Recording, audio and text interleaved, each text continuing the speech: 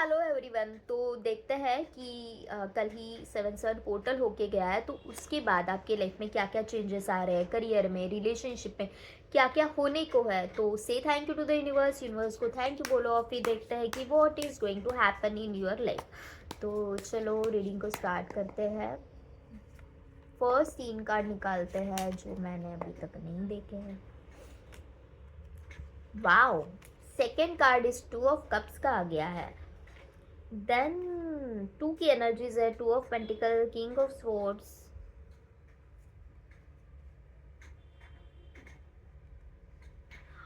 शायद रिश्ते में आपको क्लैरिटी नहीं मिल रही थी और वो क्लैरिटी आ रही है। अब बहुत कंफ्यूज्ड है, बहुत ज़्यादा जगल कर रहे थे। शायद आपके लाइफ में 2 ऑप्शंस थे, इसको चूज़ करूँ उसको चूज़ करूँ, क्या करूँ समझ में नहीं आ रहा था। एक्स के पास वापस जाना है या फिर नेक्स्ट के पास जाना है या वहीं पे रहना है। तो कुछ तो क्लैरिटी आई फील लाइक कि रिलेशनशिप में आ रही है। ओके, यस, कुछ तो क्लैरिटी मिलते हुए मुझे दिखाई दे रही है कि जहाँ पे आपको ये समझ में आएगा कि चूज़ किसे करना है, कौन मेरा सोलमेट है, कौन मुझे समझता है। ओके, एक जो है जो आपको ऐसे वाइब्स दे रहा है कि मैं खुद कंफ्यूज्ड हूँ तुम्हें लेके, और दूसरा जो है जो आपको ये बता रहा है, हर वक्त ये बता रहा है कि हम दोनों एक दूसरे के लिए ही बने हैं। ओके, तो ये कुछ मुझे मैसेजेस मिल रहे हैं। तो 7 पोर्टल के बाद एक क्लैरिटी आते हुए दिख रही है, कुछ जो निगेटिविटी है वो हट रही है। ओके, द हाई प्रिस्टेस का कार्ड।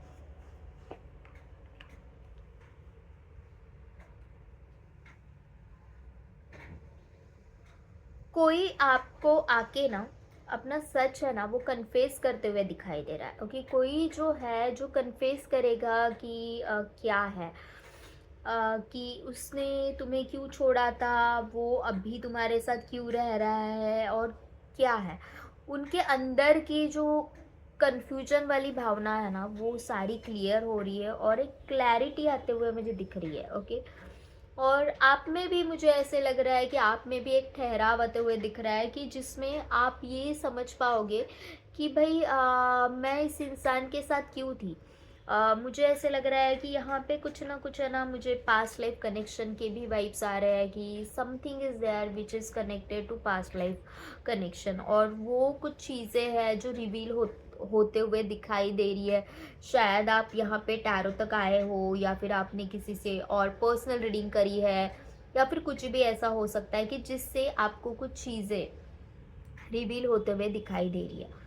यहाँ पे अगर थर्ड पार्टी सिचुएशन है, ओके, थर्ड पार्टी सिचुएशन है, तो कहीं ना कहीं मुझे ऐसे लग रहा है कि थर्ड पार्टी की भी नज़र आप दोनों के ऊपर होने के कारण ये जो आपके पर्सन है वो हमेशा ही कंफ्यूज थे। ओके, थर्ड पार्टी भी उनको बहुत ऐसे मिक्स्ड अप वाले वाइब्स दे रही थी और ये बहुत ज़्यादा कंफ्यूज हो रहे थे कि मुझे चूज़ किसे करना है।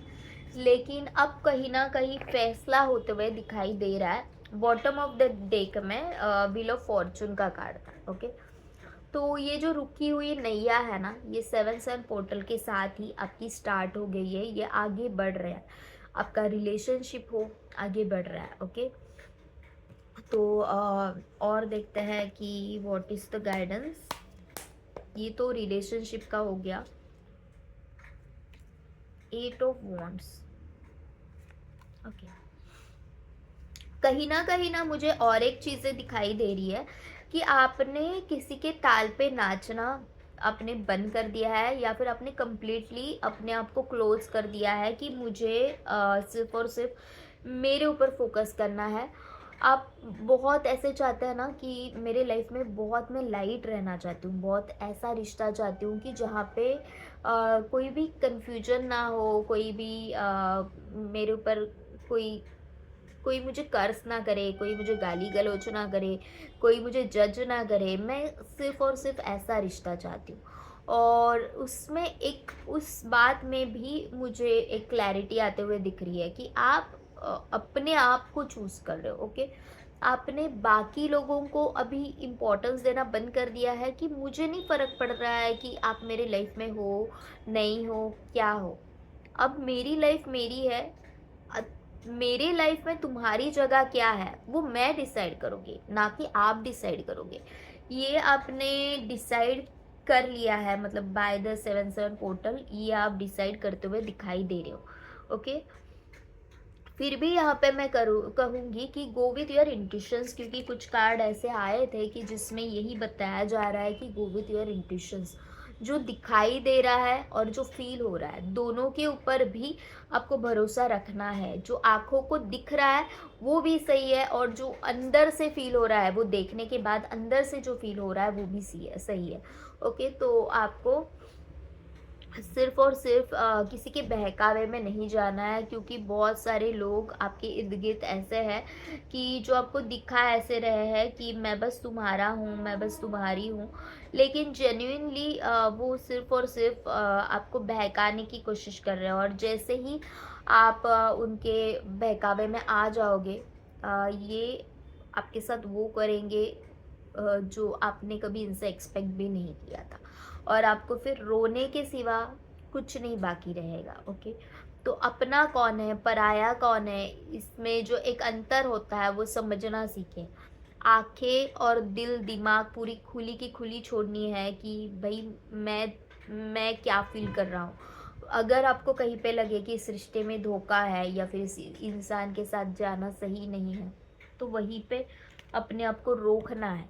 ओके, तो ये एक मैसेज यहाँ पे मिल रहा है।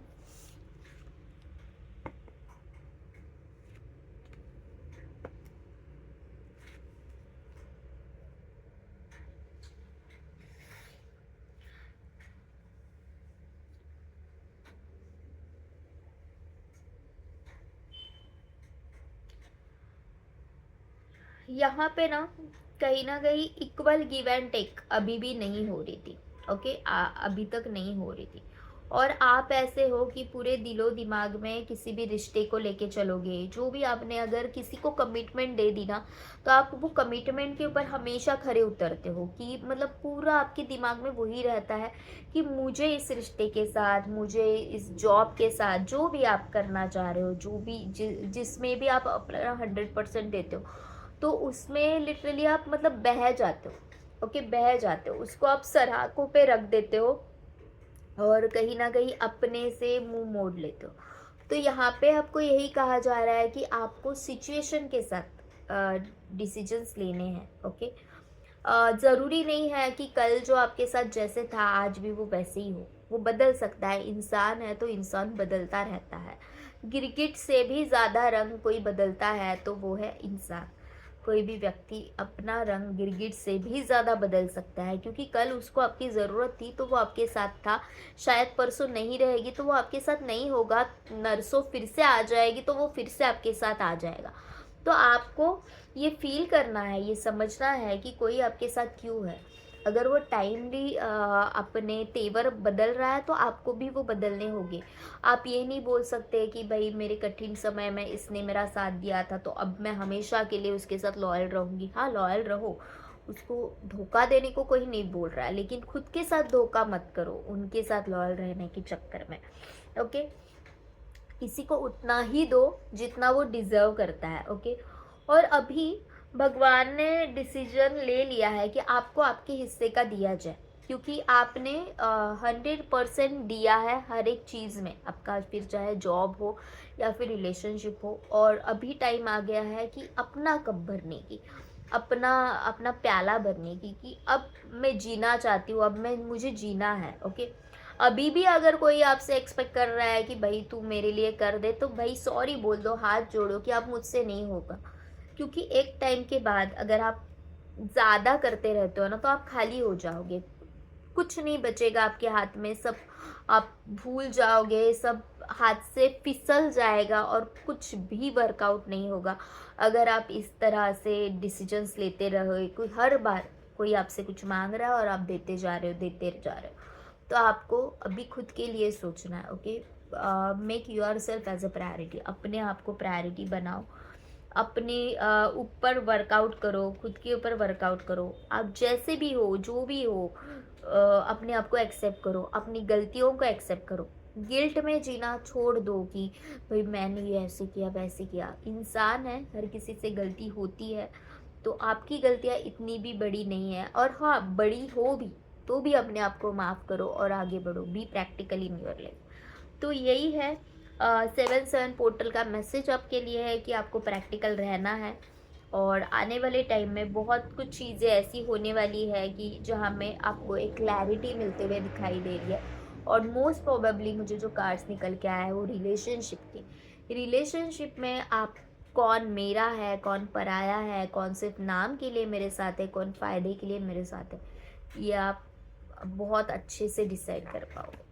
से thank you to the universe. और अगर ये रीडिंग अच्छी लगे तो इसे क्लेम करें, कमेंट बॉक्स में अच्छे अच्छे कमेंट्स दो, लाइक करो, सब्सक्राइब करो। और यही एक बोलते हैं ना कि ये एक साधन है, ये सब एक्शन लेके आप यूनिवर्स को ग्रैटिट्यूड दे रहे हो, क्योंकि ये जो रीडिंग है वो मैं नहीं, यूनिवर्स खुद कर रहा है।